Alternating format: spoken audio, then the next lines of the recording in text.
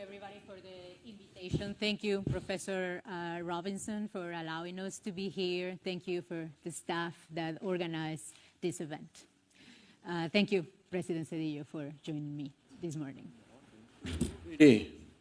So let me, President Zedillo and I, we agree on having a conversation and on landing this conversation on Mexico, a country that we both work on. Just don't get me into trouble, okay? I'll try.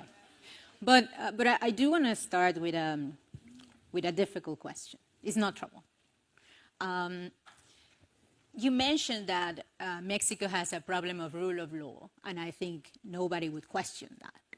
Nobody would question that rule of law has not improved. If anything, it has become probably worse. However, over the last 4 years, Mexico has reduced poverty quite significantly. Mexico took out of poverty 5 million people, which is more people than in the last 2 decades.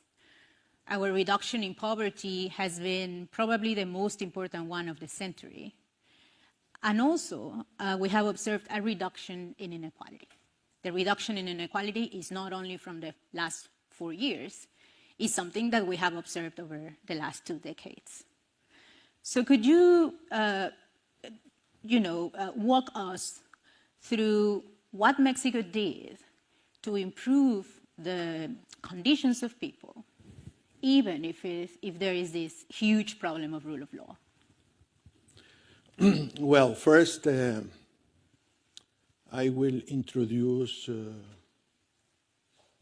a word of caution on what you said. Poverty had been reduced consistently in the early years of the century. So it is not true that what happens now, and I hope this is sustained, was happening before. And this is serious academic work that has been done.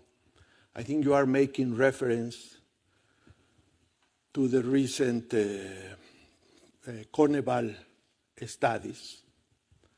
And I think it's good to look not only at the rate of poverty, which after all is the result of 2